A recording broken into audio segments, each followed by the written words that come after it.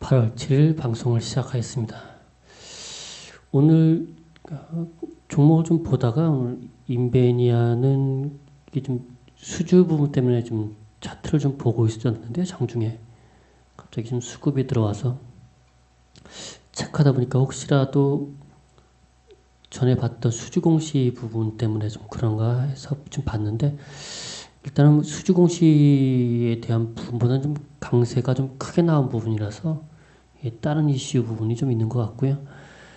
그 전에 봤던 수주공시 이 부분인데요. 이거는 7월 31일 날 수주공시 된 부분이고요. 그 지금 시각 패키지로 7세트인데 저거는 전에 한 3세트 나간 게 있었는데 이게 장비 구성이 조금씩 다르거든요. 패키지마다 아마도 그럴 텐데 뭐 그때 한 300억대 해서 혹시나 이게 좀 수주 공시가 된다면 한 700억대는 되지 않을까 이런 생각을 잠시 했었고요. 잠시 또 이제 수주 공시로 좀 보는 건 K맥인데요. 전에 한번 7월 27일 한번 말씀을 좀 드렸었죠. 7월 26일 날, 23일 날, 7월 19일 날 에볼루션 리설트는 이거는 며칠이나 한 달 내에 이건 단독 품목으로 좀 들어간 부분이라서 그다음 별 이상이 없으면 바로 지금 수주 공시로 확정이 되고요. 근데 요건 7월 23일 거는 금액이 별로 안 되는 것 같더라고요. 근데 얘도 한 다 700억대가 되지 않을까? 그런가? 생각은 그렇게 하고 있는데요. 좀, 뭐, 나중에 나와봐야 알겠죠. 그리고 서울 옥션 부분은 요즘에 지금 주가 흐름이 좀 좋아서 좀 체크해 봤고요. 이거 같은 경우는 이제 미술품 판매하고 경매, 중개가 있는데 이렇게 수수료가 매출 인식이나 수수료 부분이 좀 다르거든요. 이 판매 같은 경우는 그 미술품을 이제 사들여서 직접 이제 판매할 때는 그게 전부 상품 매출로 인식이 되는데 경매하는 것들은 실제로 경매 수수료 부분만 지금 매출로 인식이 되거든요. 그래서 매출의 비중으로 따져보면 미술품 판매가 근데 지금 이게 2분기 건데 반기. 그래도 작년 재작년보다는 지금 보면 미술품 경매 부분 비중이 좀 많이 좀 올라왔네요.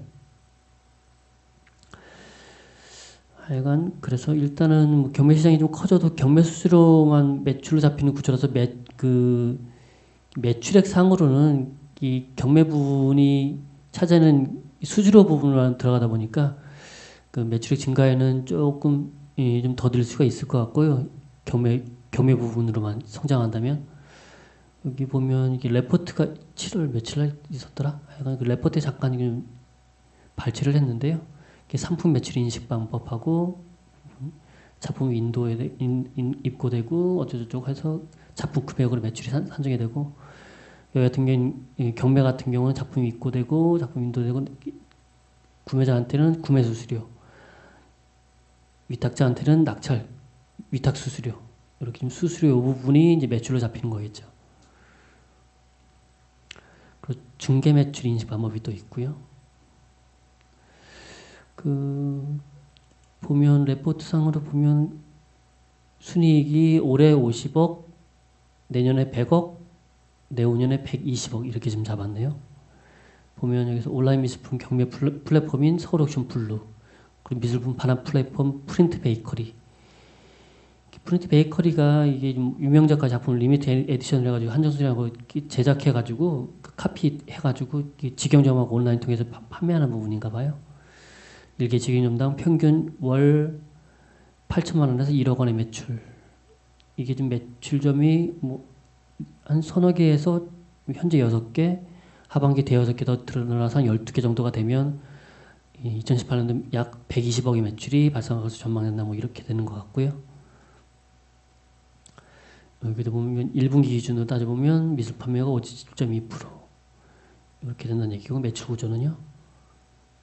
실적은 아까 좀 봤던 부분이니까요. 뭐 이렇게 좀 참고하시면 될 것 같네요. LG 디스플레이, OLED 영투 확장 착착, 뭐 차량용 등 소형 POLED 속도 낸다. 오늘은 저기 뭐냐.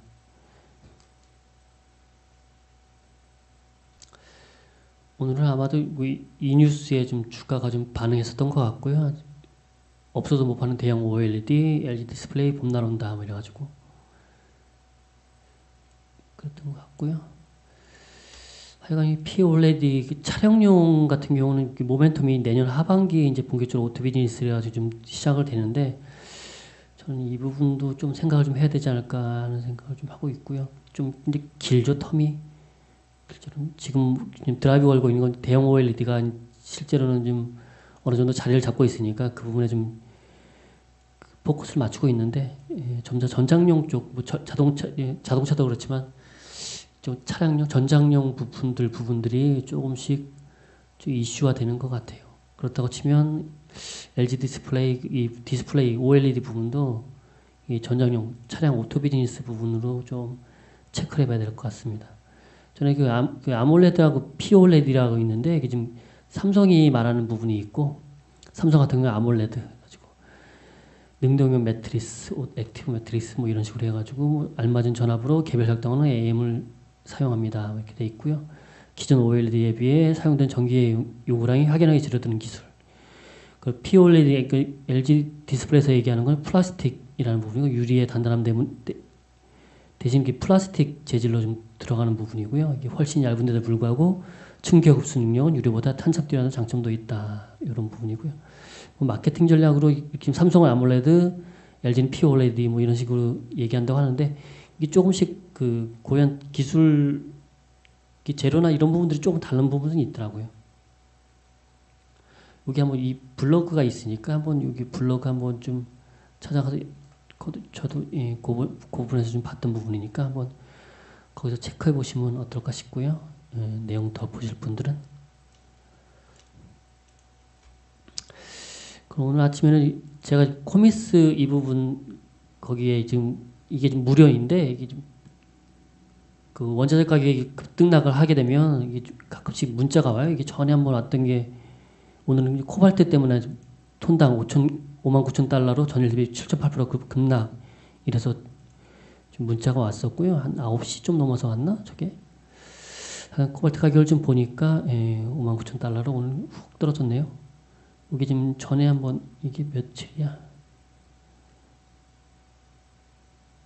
7월 6일인가? 7월 6일이구나. 7월 6일 날도 한번 이렇게 미중 관세 부과 우려로 코발트 가격은 뭐 이런 전일 대비 5.3% 급락 이렇게 해서 문자가 왔었고요. 요거는 코미스라고 한국자원정보서비스 들어가시면 여기서 SMS 신청을 하실 수가 있어요. 무료니까 이런 부분을 가끔씩 잘 안 볼 때도 있는데 이런 부분들 이제 급등나갈 때 문자로 좀 알려주니까 이런 부분 한번 해보시면 어떨까 싶습니다. 그리고 섹터별 연기금 매매 동향이라고 해서 한번 오전에 잠깐 이런 자료가 좀 있었고요. 그리고 오늘 그 중국이 상승을 했는데요. 이게 지금 외부적인 무역 전쟁의 완화 부분보다는 일단은 내부적인 부양책 부분으로 좀 올라온 부분 같고요. 철도 관련된 투자 규모가 기존 7,320억 위안에서 8,000억 위안으로 확대될 수 있다는 소식이 그래가지고 건설, 엔지니어링 뭐 이런 쪽 주가들이 좀 상승을 했던 것 같습니다. 대충 뉴스 보시면 베이다위어 회의 이후 정부와 미국의 무역 분쟁 관련 협상 가능성이 있다는 분석. 지금 그리고 알코아 알루미늄 관세 면제 요청에 대한 요 부분이 있더라고요. 그래서 미국 상무부는 알코아 외 관세 제외 요청을 수천 개 받고 있음. 관련 소식이 알려진 이후 시장 참여자들은 어차피 트럼프가 지금 제일 중요시하는 게 트럼프 대통령이 제일 중요시하는 게 지금 선거겠죠. 중간선거 11월. 그렇기 때문에 이 부분은 미국 내 제조업에 부담을 주는 요인이기 때문에 나중에는 이런 부분들이 좀 이슈가 커지면 미중 무역 분쟁 관련한 협상 가능성을 높일 수 있다고 이제 전망하는 부분이고요. 그리고 어제 풍화고가 말씀을 드렸었죠. 그 중국 MLCC 2위 업체 얘가 좀 많이 급락을 했었는데 오늘 3.05% 좀 상승을 했고요. 다른 관련주들도 좀 많이 상승을 했더라고요. 야게오, WTC. 요거는 장중이었고요.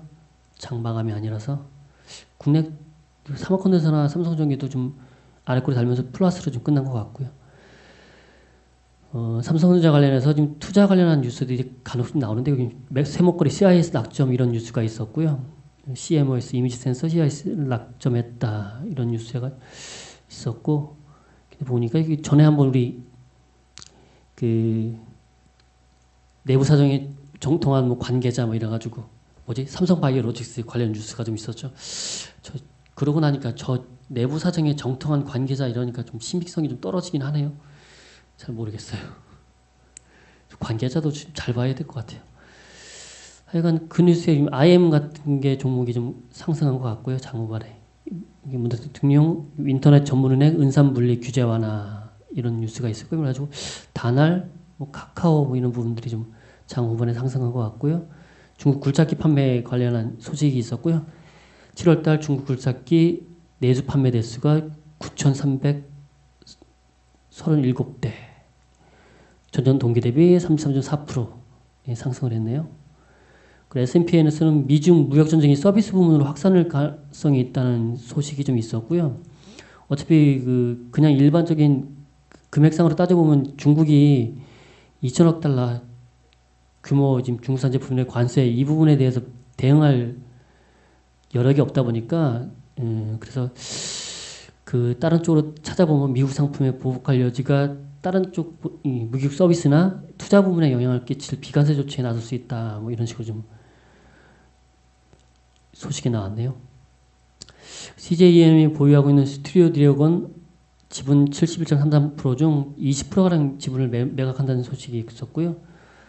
이게 좀 공시 답변 조회를 요청했는데 여기 지금 하이투자증권에서 얘기하는 걸로는 스튜디오 드래곤의 지분 투자자 유력 후보가 중국 대형 OTD 사업자일 것으로 좀 얘기를 하네요. 국내 사업자일 가능성은 거의 없다고 판단된다. 모두가 유리한 그렇고요. 오늘 특징주나 뭐 삼성전자 투자 계획에 대한 관련해 반도체, AI, 바이오 뭐 이런 종목들이 좀 오늘 좀 이슈가 됐던 부분인 것 같고요. 그래서 뭐 네페스 그리고 삼성바이오로직스도 그래도 오늘 갭상승으로 시작했던 것 같고요. 그리고 브리지텍, 셀바스 AI. 일단은 삼성전자 대규모 투자 고용 계획 발표가 좀 늦춰졌는데 빠르면 내일이나 아니면 늦어도 모레 정도에는 8일에 늦어도 9일은 투자 고용 계획이 외부에 공개될 것 같다고 하나요? 여기도 좀 재계 관계자네요. 하여간 보면 미래성장 반도체와 미래성장 논의인 바이오 사업 등이 대규모 투자 대상이 될 것으로 판단된다. 돼 있고요. 여기 그때 한번 말씀드렸던 게 여기서 EUV 부분을 한번 방문을 했다 그랬었죠. 이재용 부회장이. 한번 내일 좀 흐름을 좀 봐야 될 것 같고요. 관련주들.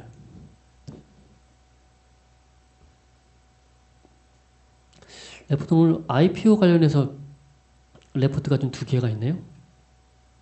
SK증권에서 나온 레포트가 있었고요. SESR, 오파스넷, APTC, 티웨이항공, 휴네시온, DIT. 180도 달라진 분위기. 전에보다 좀 자금이나 이런 부분이 조금 좀 축소되고 침체 분위기인가 봐요. 분위기가 좀 안 좋다는 코멘트고요.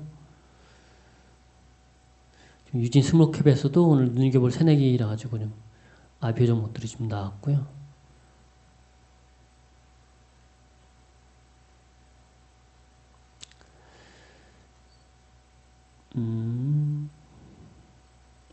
그리고 다른 거나 요거는 스마트폰 3강 체제 진입이라서 하웨이가 지금 진입했다는 얘기고요. 애플과 삼성전자의 2강 체제에서 하웨이가 들어와 버렸네요.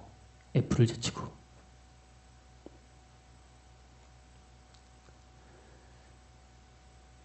자, 이런 레포트가 있었고요. 그 다음에 앞선 국정 결국 웃음으로 마무리될 거 이래서 IT 관련한 산업 레포트가 있었고요. 8월 정부 선호도는 SK하이닉스, LG이노텍, 삼성전자 이런 수준이네요. 디스플레이 너무 안 좋게 보던 시각이 많다 보니까 지금 그래서 아마도 LG 디스플레이가 지금 주가 흐름이 좀 좋은 부분이 이런 식으로 설명하는 것 같고요. 그리고 조선 산업 레포트로 LNG 보냉지와 관련해서 레포트가 있었고 한국카본하고 동성화인텍 상승률로 따져보면 목표 주가로 따져보면 한국카본이 더 높네요. 일단은 근데 수주 잔고는 2018년에 들어오지만 매출 실제 인식하는 부분은 2019년도에 턴어라운드 된다는 내용이고요. 2019년도에 실적 기준 돌아간다는 얘기죠. 그 미국의 이란 제재 부활 이런 레포트가 있었고요. 뭐 별다른 내용은 없는 것 같아요. 대충 어제도 말씀드렸던 내용 11월 이란의 원유 수출 이 부분이 좀 제일 큰 이슈 같고요. 예, 이상 마치고 2편으로 찾아뵙겠습니다.